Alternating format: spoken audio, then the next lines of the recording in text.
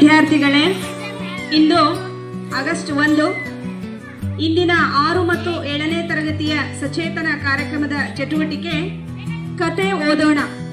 ಕತೆ ಓದೋಣ ಈ ಕಾರ್ಯಕ್ರಮದಡಿ 6 ಮತ್ತು 7ನೇ ತರಗತಿಯ ವಿದ್ಯಾರ್ಥಿಗಳು ಮಂಗನ ನ್ಯಾಯ ಎಂಬ ಕತೆಗೆ ತಯಾರಿ ಹಾಗೂ ಚಿತ್ರ ಹಾಗೂ ಓದು ಸ್ಪಷ್ಟ ಮತ್ತು ಶುದ್ಧ ಓದು ಜೊತೆಗೆ ತಕ್ಕಡಿ ಮತ್ತೆ ಬೆಣ್ಣೆಯನ್ನು ಕದ್ದಂತಹ ಬಿಳಿ ಬೆಕ್ಕು ಹಾಗೂ ಕರೆಬೆಕ್ಕು ಎಲ್ಲರೂ ಸಿದ್ಧವಾಗಿ ಬಂದಾರ. ಅವರ ಕತೆ ಓದು ಹೇಗಿದೆ ಅಂತ ನೀವೆಲ್ಲರೂ ಕೂಡಿ ನಾವು ನಿಧಾನವಾಗಿ ಶಾಂತ ರೀತಿಯಿಂದ ಎಲ್ಲರೂ ಕಥೆಯನ್ನ ಆಲಿಸೋಣ.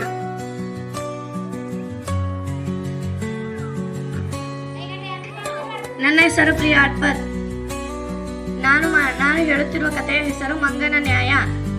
ಒಮ್ಮೆ 2 ಬೆಕ್ಕುಗಳು ಕೂಡಿ ಬೆಣ್ಣೆಯನ್ನು ಕದ್ದವು. ಕದ್ದ ಬೆಣ್ಣೆಯನ್ನು ಹಂಚಿಕೊಳ್ಳತೊಡಗಿದವು. ನನ್ನ ಹೆಸರು ಪ್ರಿಯಾ ಅಟ್ಪರ್. ನಾನು ಹೇಳುತ್ತಿರುವ ಕಥೆಯ ಹೆಸರು ಮಂಗನ ನ್ಯಾಯ. ಒಮ್ಮೆ 2 ಬೆಕ್ಕುಗಳು ಕೂಡಿ ಬೆಣ್ಣೆಯನ್ನು ಕದ್ದವು. ಕದ್ದ ಬೆಣ್ಣೆಯನ್ನು ಹಂಚಿಕೊಳ್ಳತೊಡಗಿದವು. ಹಂಚುವಾಗ ತುಸು ಹೆಚ್ಚು ತುಸು ಕಮ್ಮಿ ಆಯಿತು. ಅಷ್ಟಕ್ಕೆ ದೊಡ್ಡ ಜಗಳವಾಯಿತು. ಇದನ್ನು ನೋಡುತ್ತಾ ಒಂದು ಮಂಗ ಕುಳಿತಿತ್ತು. ಅದು ತಕ್ಷಣ ಅಲ್ಲಿಗೆ ಬಂದು, ನಾನು ನಿಮಗೆ ಸರಿಯಾಗಿ ಹಂಚಿ ನ್ಯಾಯ ಕೊಡಿಸುತ್ತೇನೆ ಎಂದು ಹೇಳಿ 2 ಬೆಕ್ಕುಗಳಿಂದ ಬೆಣ್ಣೆಯನ್ನು ಪಡೆಯಿತು. ಒಂದು ತಕ್ಕಡಿಯ 2 ಬಟ್ಟಲುಗಳಿಗೆ ಆ ಬೆಣ್ಣೆಯನ್ನು ಹಾಕಿತು. ಒಂದು ಮೇಲೆ ಒಂದು ಕೆಳಕ್ಕೆ ಬಂದಿತು.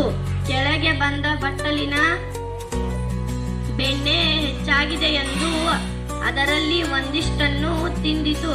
ಹಾಗೆ ತಿಂದಾಗ ಮೇಲೆ ಏರಿದ್ದ ಇನ್ನೊಂದು ಬಟ್ಟಲು ಕೆಳಕ್ಕೆ ಬಂದಿತು.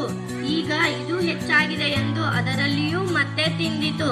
ಹೀಗೆ ಅದನ್ನೊಮ್ಮೆ ಇದನ್ನೊಮ್ಮೆ ತಿನ್ನುತ್ತಾ ಹೋಯಿತು.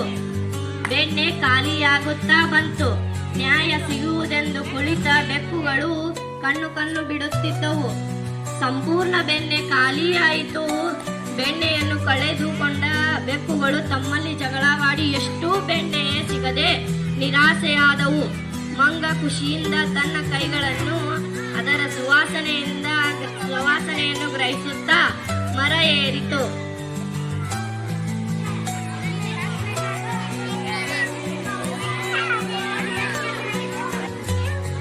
ಇಂದಿನ ಚಟುವಟಿಕೆ ಕತೆ ಓದೋಣ. 6 ಮತ್ತು 7ನೇ ತರಗತಿಯ ವಿದ್ಯಾರ್ಥಿಗಳು ಕಥೆಯನ್ನ ಬಹಳ ಸುಂದರವಾಗಿ ಪ್ರಸ್ತುತಪಡಿಸಿದ್ರು. ಅದ್ರ ಜೊತೆಗೆ ಇವತ್ತು ನೀವೇನ್ ಕಲ್ತ್ರಿ ಅಂದ್ರ, ಈ ಒಂದು ಸಚೇತನ ಕಾರ್ಯಕ್ರಮದಡಿ ಕತೆ ಓದೋಣ ಇದರ ತಿರುಳು ಏನು ಅಂತಂದ್ರ, 2 ಜಗಳ 3ನೇದವರಿಗೆ ಲಾಭ. ಯಾರು ಜಗಳಾಡಬಾರ್ದು, ಅರ್ಥ ಆಯ್ತಾ? ಇದ್ದದನ್ನ ಸಮನಾಗಿ ಹಂಚ್ಕೊಂಡು ಅದನ್ನ ತಿನ್ನುವಂತಹ ಒಂದು ಮನಸ್ಥಿತಿಯನ್ನು ನಾವು ಎಲ್ಲರೂ ಬೆಳೆಸ್ಕೋಬೇಕು. ಇಂದಿನ ಒಂದು ಪ್ರಾರ್ಥನಾ ಅವಧಿಯಲ್ಲಿ ನಿಮ್ಮಲ್ಲಿ ಆದಂತಹ ಒಂದು ಕಲಿಕೆ ಏನಂದ್ರೆ, ಯಾರೂ ಜಗಳಾಡಬಾರ್ದು. 2 ಜಗಳ 3ನೇವನಿಗೆ ಲಾಭ.